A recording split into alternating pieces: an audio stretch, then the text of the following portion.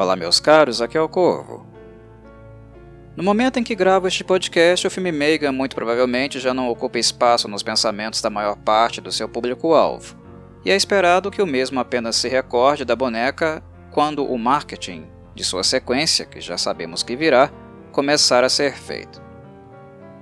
Sendo assim, penso ser este o melhor momento para dissecar um filme dessa natureza, que em linhas gerais foi construído para se tornar viral, comentado excessivamente por um curto período de tempo e comercializado com sucesso e grande margem de lucro, independente do grau de qualidade. Consumido por estar na boca de todo mundo. Ironicamente, levando-se em consideração que Megan é uma boneca, tal estratégia de mercado não é tão diferente daquela utilizada por inúmeras empresas de brinquedos no século XX.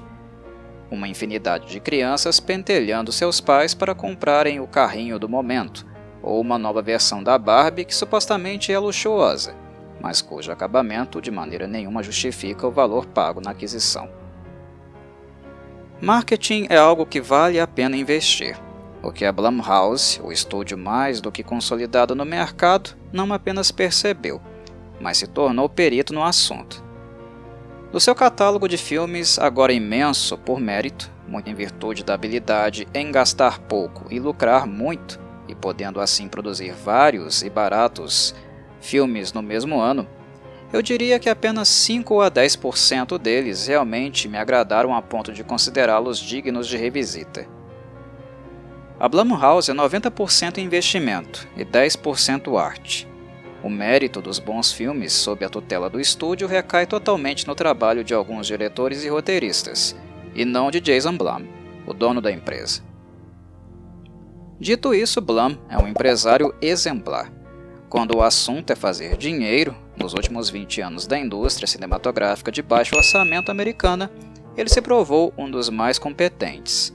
Ou seja, resumidamente eu poderia dizer ao ouvinte que, como parceiro de negócios, qualquer investidor sente segurança ao trabalhar com ele.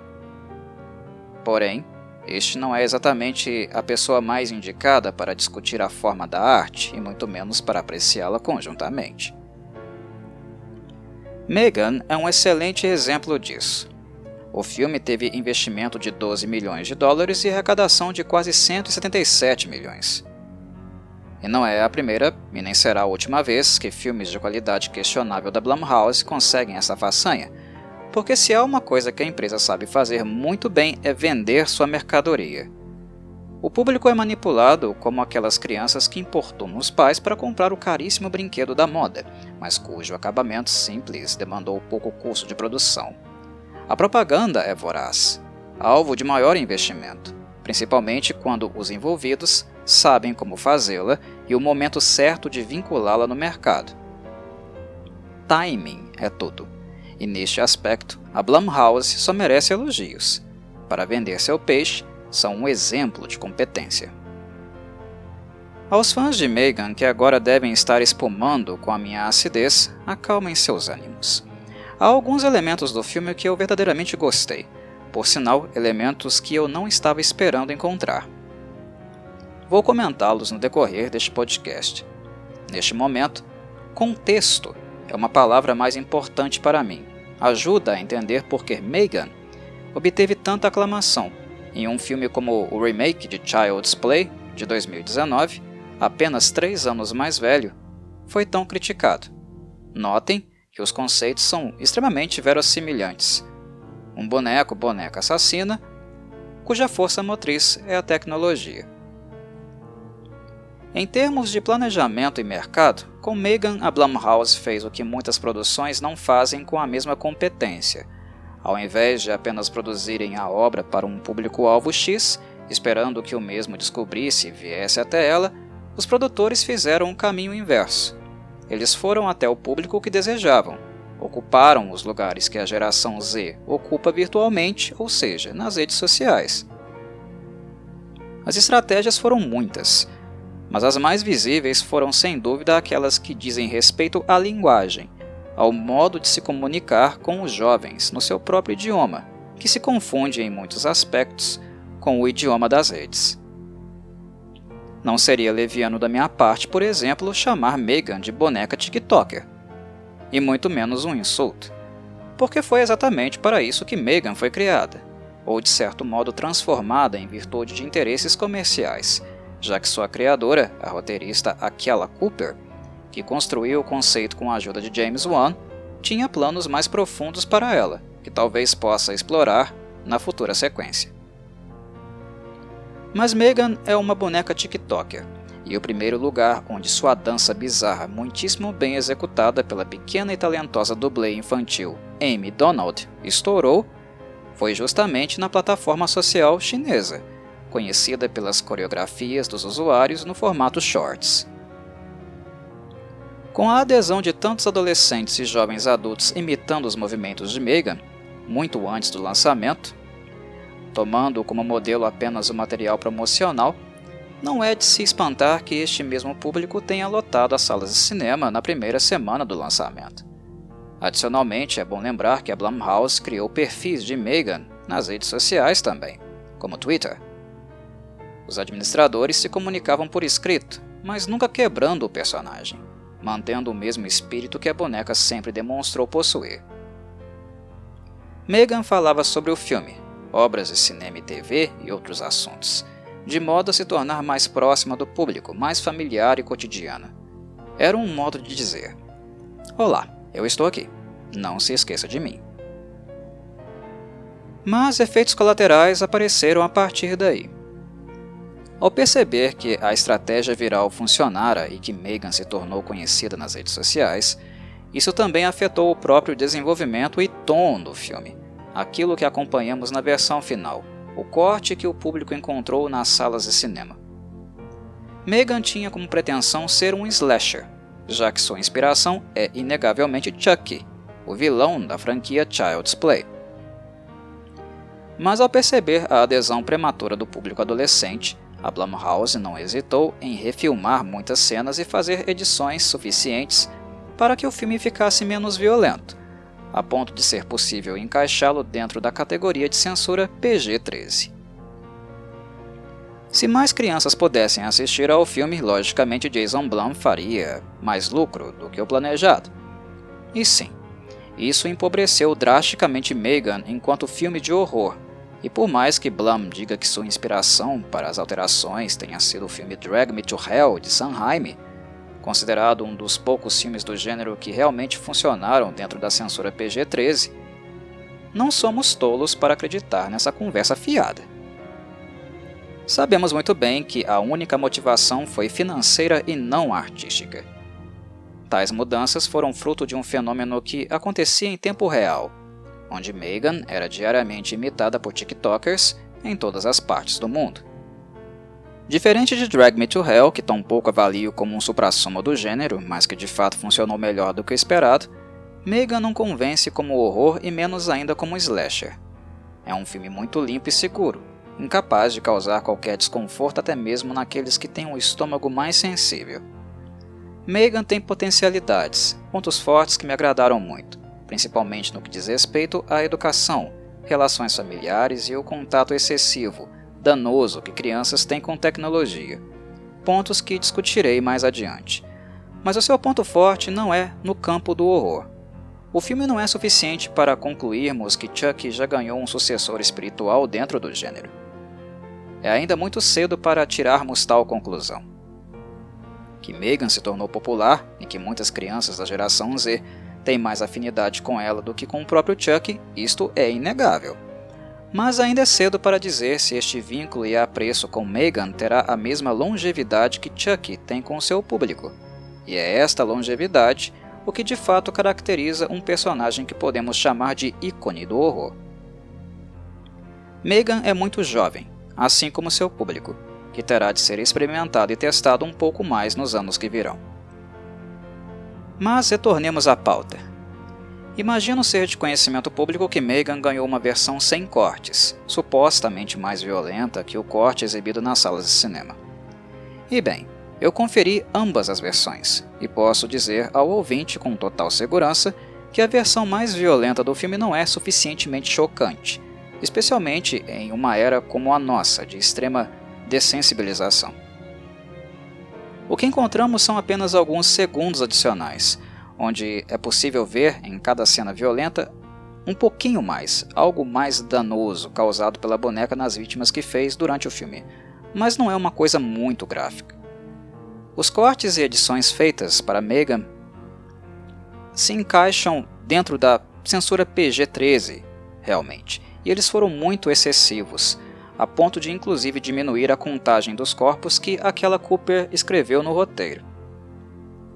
A terapeuta Lydia, que acompanha o caso da pequena Cade, órfã e vivendo com a tia Gemma, que na minha análise é a verdadeira vilã deste filme e não a boneca, foi originalmente morta, e nem vemos isso acontecer na versão sem cortes. Em um momento do filme, Lydia faz Cade chorar, e Megan a teria matado posteriormente como represália, o que não vemos acontecer e ao mesmo tempo cria um buraco para a personagem Lydia na obra, pois não vemos mais a personagem no restante do filme, ela simplesmente desaparece, sem maiores explicações. Ou seja, foi originalmente morta no roteiro, mas devido à censura, a cena acabou sendo retirada e não foi escrito nada no lugar. Aquela Cooper desejava que Megan fosse um filme bem mais sangrento, com muitas mortes, algo que foi vetado pela Blumhouse pelos motivos que já apresentei. A partir de agora falarei daquilo que penso ter funcionado no filme, o que mais me agradou. No topo coloco o comentário interno a respeito das relações humanas no círculo familiar, da ausência de contato afetivo e presencial entre crianças e seus cuidadores primários, como também os malefícios que os pequenos, ainda em pleno desenvolvimento físico, mental e emocional, podem sofrer com a exposição excessiva a tecnologias. Megan é apenas um exemplo de vários aparelhos como tablets e smartphones, que podem muito bem ser problematizados. Na minha avaliação, Megan não é a vilã do filme, mas sim sua criadora, Gemma. Ela é tia de Cade, a criança que é a principal vítima, de Gemma e, consequentemente, de Megan.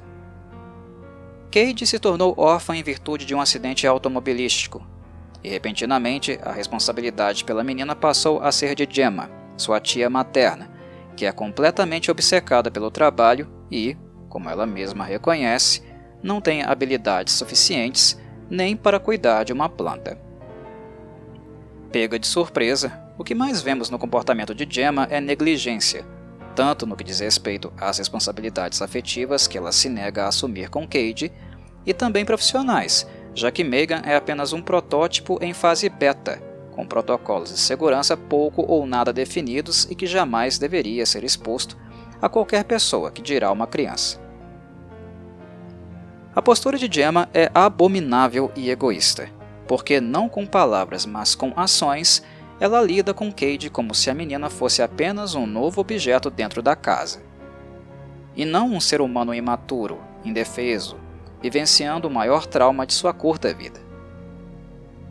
Gemma não se permite viver o luto pela morte da própria irmã, e impede que Cade tenha um ambiente saudável para elaborar este luto igualmente, já que suas prioridades são exclusivamente profissionais.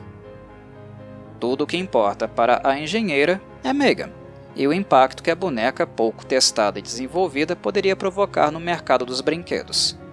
Sua carreira é o que mais importa e não Cade, que deveria ser não apenas sua prioridade, mas também sua responsabilidade, algo que ela não assume. O conceito de Megan é algo perverso de se imaginar por si só, já que Gemma idealizou uma boneca que pudesse conviver, conversar e até mesmo dar instruções básicas, educação para uma criança, enquanto os pais, as verdadeiras figuras referenciais e portadoras do afeto, assim pudessem ter mais tempo para seus demais afazeres e interesses. Megan é um brinquedo que Gemma criou para substituir a função materna, do amor, e a paterna, da lei e dos limites. Sua mentalidade espelha a de pais que colocam crianças no mundo e jogam um aparelho tecnológico em suas mãos para não precisar falar com elas e orientá-las, para deixarem-nas silenciosas, para inibir a comunicação que é primordial dentro das relações familiares e muito importante para seu desenvolvimento. E mesmo que Cade tenha entrado em sua vida por um acidente inesperado, Gemma também representa adultos que priorizam a realização de seus desejos individuais, negligenciando no processo as responsabilidades que deveriam assumir. Não é de se estranhar que, dentre todas as coisas necessárias para um brinquedo como Megan funcionar adequadamente, a única que Gemma não se importou foi com as instruções, os parâmetros sobre o que fazer, do que é certo e errado, deixando a boneca totalmente livre para transitar pelas redes, fazendo upload e download de informações e criando suas próprias diretrizes, inclusive numa relação direta com Cade, a qual ela, Gemma, nunca se importou em supervisionar.